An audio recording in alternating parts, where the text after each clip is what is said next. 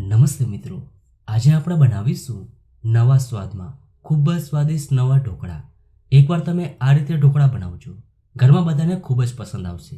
તો વિડીયો ગમે તો લાઈક કરજો અને ચેનલને સબસ્ક્રાઇબ કરવાનું ભૂલતા નહીં. તો ચાલો હવે બનાવીએ.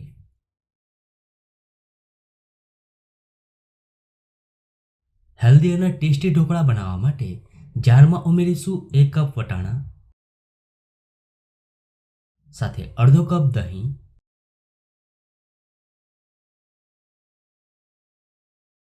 1 ઇંચ આદુ અને 3 લીલા મરચાં. હવે એકદમ સ્મૂથ પીસી લઈએ. તો સ્મૂથ મિશ્રણ તૈયાર છે. હવે તેને એક બાઉલમાં કાઢી લઈએ. હવે તેમાં ઉમેરીશું 1 કપ રવો, સાથે 1 કપ પાણી અને હવે એકદમ સારી રીતે મિક્સ કરી દઈએ. તો પાણી તમે જરૂર પ્રમાણે વધુ ઓછું લઈ શકો છો.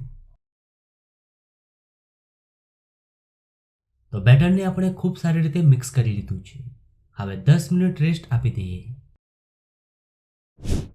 તો બેટરને પલળતા 10 મિનિટ થઈ ગઈ છે. હવે તેમાં ઉમેરીશું થોડું પાણી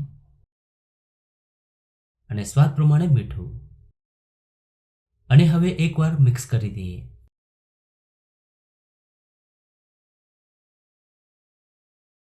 હવે તેમાં આપણે વઘાર ઉમેરીશું.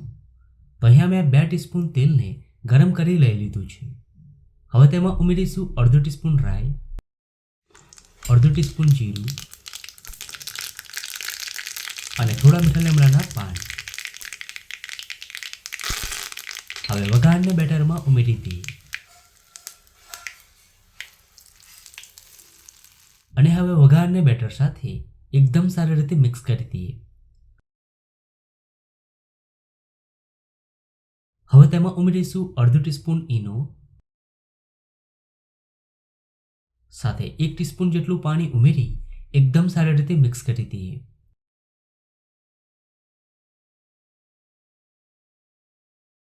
તો બેટર તૈયાર છે. હવે તેલથી ગ્રીસ કરેલી થાળીમાં બેટર ઉમેરી દઈએ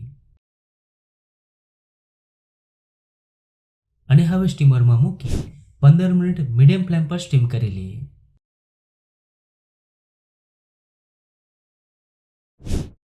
તો ઢોકળાને બફાતા 15 મિનિટ થઈ ગઈ છે. હવે તેને ચેક કરી લઈએ. તો તમે જોઈ શકો છો ઢોકળા એકદમ સરસ ફૂલ્યા છે. હવે તેને ઠંડા કરી કટ કરી સર્વ કરી લઈએ. તો સુપર ટેસ્ટી ઢોકળા બનીને તૈયાર છે. ઢોકળાની ઉપર મેં વઘાર ઉમેર્યો છે, જેથી ઢોકળા ખાવામાં વધુ સ્વાદિષ્ટ લાગશે. તો તમે જોઈ શકો છો એકદમ જાળીદાર ઢોકળા બન્યા છે. તો તમને આ ઢોકળાની રેસીપી કેવી લાગી? જો રેસીપી ગમી હોય તો વિડીયોને લાઈક અને શેર કરજો.